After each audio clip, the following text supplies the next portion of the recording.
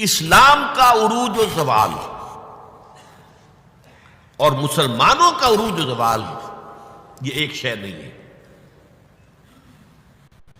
اسلام کے بارے میں حضور نے فرمایا تھا بدأ الاسلام غریبا وسیعود کما بدأ فطوبی للغرباء۔ اسلام کا آغاز تو ہوا تھا اس حالت میں کہ وہ بہت ہی اجنبی تھا، کوئی اس کا جاننے پہچاننے والا تھا ہی نہیں۔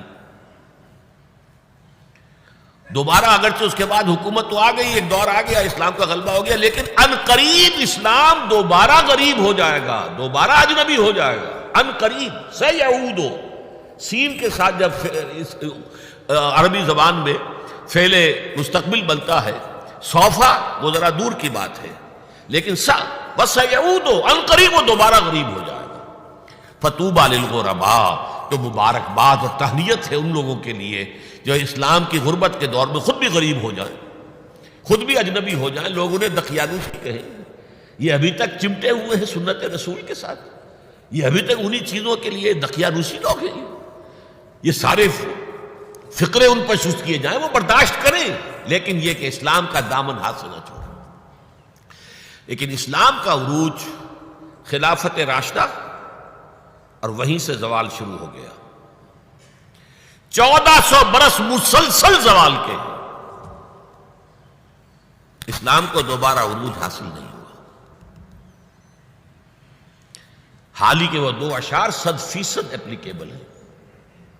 پستی کا کوئی حد سے گزر نہ دیکھے، اسلام کا گر کر نہ ابھر نہ دیکھے، مانے نہ کبھی کہ مد ہے ہر جزر کے بعد، دریا کا ہمارے جو اتر نہ دیکھے۔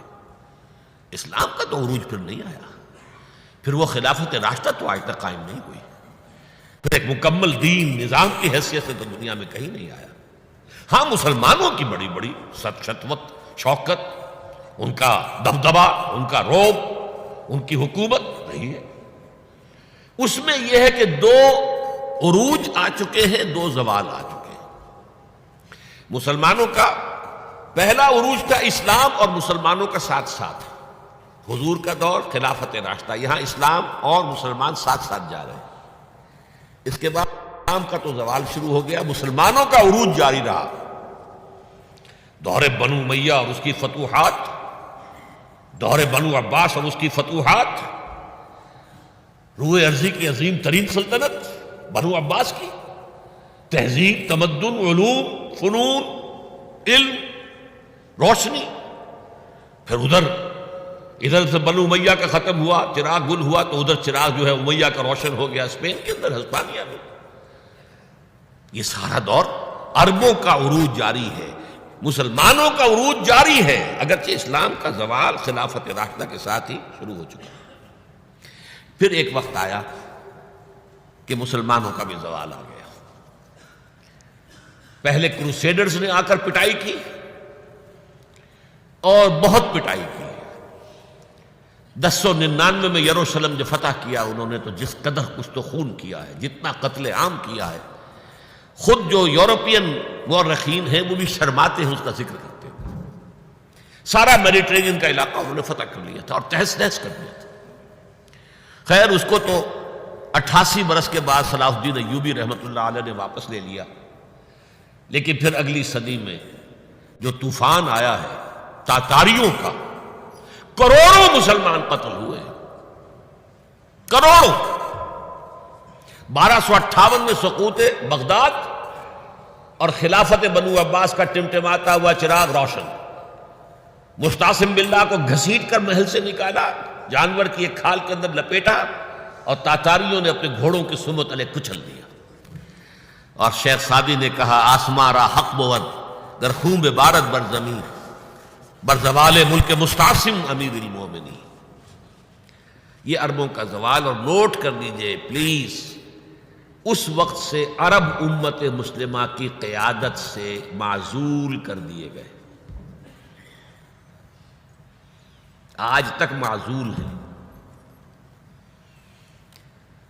دوبارہ عروج مسلمانوں کو ہوا، لیکن وہ ایک معجزہ، جن تاتاریوں نے کروڑوں کو مارا تھا مسلمانوں کو، وہی ایمان لیا۔ انہوں نے مسلمانوں کو کانکر کیا تھا، اسلام نے انہیں کانکر کر لیا۔ ہے آیا فتنہ تاتار کے افسانے سے، پاسباں مل گئے کعبے کو صنم خانے سے۔ اب یہ تاتاری ہورس تھے، ٹرکس، انہیں قیادت ملی عالم اسلام کی۔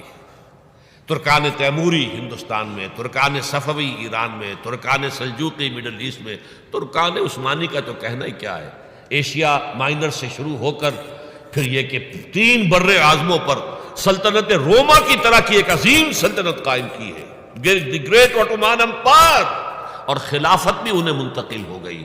یہ جو دوسرا عروج تھا یہ ترکوں کے زیر قیادت تھا، عربوں کے نہیں۔ لیکن پھر اس کا بھی زوال آ گیا۔ اس کا زوال آیا یورپین کولونیلزم کے ہاتھوں۔ آغاز ہوا 1492 میں، سقوط گرناطہ، فال آف گرناطہ۔